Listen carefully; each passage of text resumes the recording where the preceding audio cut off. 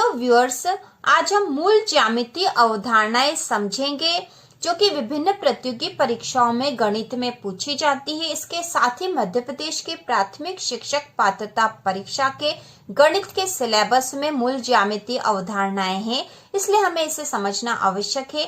तो इसी प्रकार के और वीडियो देखने के लिए चैनल को सब्सक्राइब कीजिए। तो शुरू करते हैं। सबसे पहले किरण। किरण किसे कहते हैं? तो हम चित्र के द्वारा इसको समझेंगे। किरण जो होती है, ठीक है, तो यहाँ पे जैसे एक मूल बिंदु है, एक बिंदु से आगे की ओर बढ़ने वाली रेखा, ठीक है, यह किरण है। तो इसका एक मूल बिंदु, जैसे हमने इसे नाम दे दिया पी। पी से यह आगे की ओर बढ़ रही है, ठीक है। किरण का कोई अंतिम सिरा एक तरफ नहीं होता, एक तरफ से शुरू होती इसका मूल बिंदु और यहाँ से आगे बढ़ रही, तो यह है किरण, ठीक है, यह है किरण, ठीक है। इसके बाद है रेखाखंड। तो अब हम रेखाखंड को समझ लेते हैं। तो रेखाखंड जो होता है, दो बिंदुओं से मिलकर बनने वाला, जब दो बिंदुओं को आपस में मिला देंगे, जैसे इन बिंदुओं को नाम दे दिया हमने एम एन, इन दो बिंदुओं से मिलकर बनने वाली जो रेखा है यह है रेखाखंड, ठीक है, यह है रेखाखंड। तो रेखाखंड के दोनों सिरे एक निश्चित होते हैं, उसके आगे वह नहीं बढ़ती है, जबकि किरण में एक बिंदु तो निश्चित है लेकिन दूसरा नहीं है, क्योंकि वह इस तरफ आगे बढ़ रही है। तो हमने रेखाखंड भी समझ लिया है, एम और एन जो है रेखाखंड है। अब हम रेखा देख लेंगे, ठीक है। रेखा, तो यहाँ पे इसको भी उदाहरण से देखेंगे हम, जैसे कि यहाँ पर,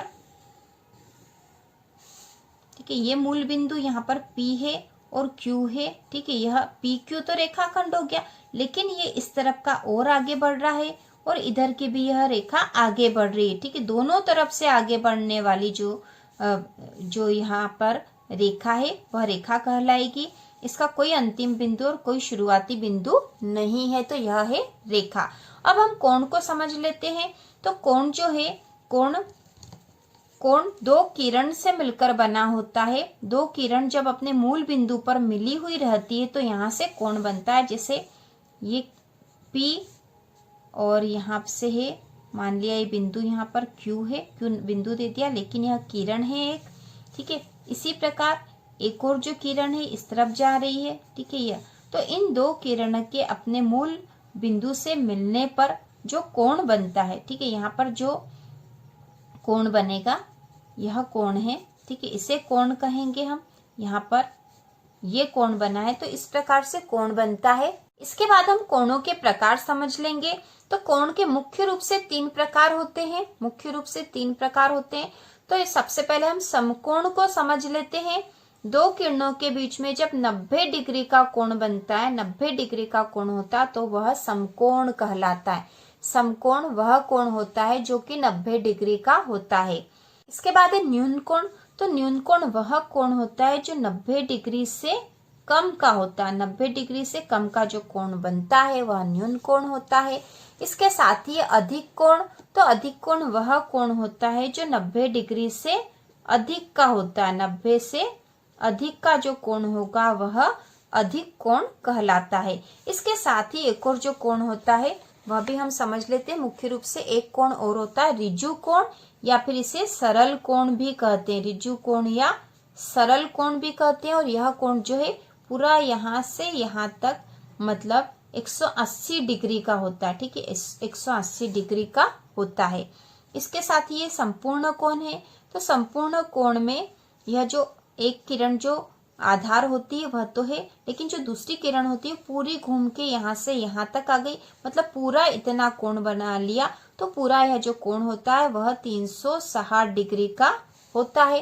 तो यह संपूर्ण कोण हो गया। इसके साथ ही प्रतिवर्ती कोण। तो प्रतिवर्ती कोण जो होता है 180 डिग्री से अधिक का होगा, ठीक है, 180 डिग्री से अधिक का, लेकिन 360 से कम का जो होगा वह प्रतिवर्ती कोण कहलाता है। तो इस प्रकार हमने कोण के सभी प्रकार देख लिए हैं। समकोण, न्यून कोण, अधिक कोण, यह मूल कोण है। समकोण 90 डिग्री का होता है, न्यून कोण 90 डिग्री से कम का होता है, और अधिक कोण जो है 90 डिग्री से अधिक का होता है। लेकिन यह 180 डिग्री से कम का होता है, क्योंकि जब 180 डिग्री का कोण बन जाता है तो वह सरल कोण या ऋजु कोण कहलाता है। इस 180 डिग्री से अधिक का जब कोण हो जाएगा तो वह प्रतिवर्ती कोण कहलाएगा।